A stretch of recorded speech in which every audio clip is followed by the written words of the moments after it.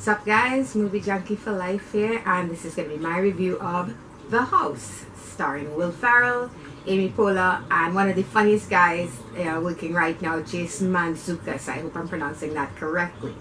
The House is a movie about a couple whose daughter is going off to college.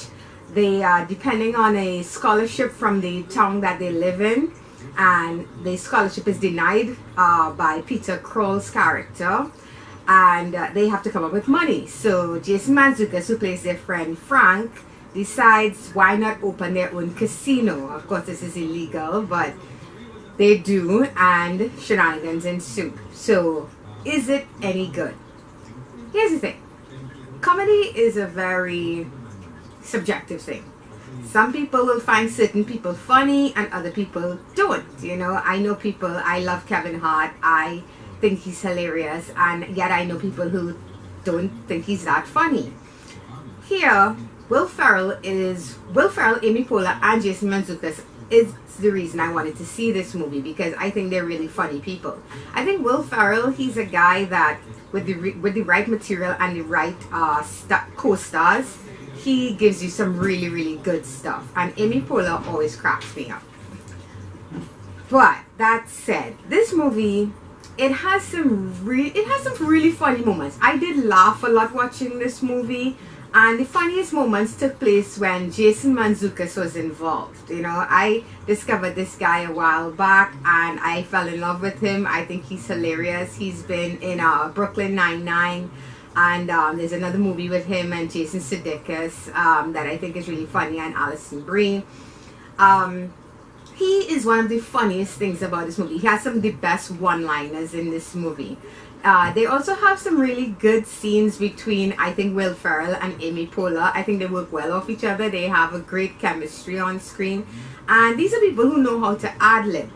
But the thing about ad-lib comedies, it doesn't always work. There are some moments in this film where something happens and you can tell they're waiting for the crowd, the viewing crowd, to laugh, and it kind of falls flat. The story is also pretty straightforward. It's nothing really that elaborate, and it's fine on its own. But then there's this subplot about Peter Kroll's character. I can't remember his name, where he's supposed to be like, I don't know, like the mayor or some kind of thing like that, and he's stealing money from the town fund. And it felt kind of shoehorned in. It felt like they put it there because they needed filler, they needed that longer run time. It came out of nowhere. It showed up maybe about halfway through the movie, and honestly it did nothing to further the plot of the movie. They could have stuck with the casino aspect of it, maybe had somebody trying to rob the casino, whatever, and that would be fine. Actually, there is a part of that comes in because as they go along, they get a little power hungry, they get a little crazy, which is awesome. That's cool. Will Ferrell's character becomes the butcher and Amy Poehler's character is the burner, and it is as dumb and funny as it sounds. But of course there's a rival, like, casino owner. These things just did not flow well, and the movie, unfortunately, is very choppy. There are moments that are funny, there are scenes that work, and then there's everything else. The daughter aspect of it, we're supposed to believe that these are two parents that really love their kid and they're very close, and I never got a sense of that really. I never felt any connection with the daughter character and Will Ferrell. I didn't think she was funny. She was just there on screen one moment and then not there the next, and her funny moments just didn't work.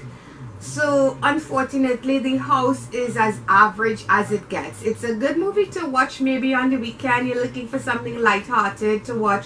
I personally went to see it as well because I was a little burnt out on all the franchises, all the big blockbusters, all the sequels. And sometimes I watch movies like these just because I need to dial it back down a bit, because we just had Spider-Man and the crap that was Transformers, and it's just been one blockbuster after the other.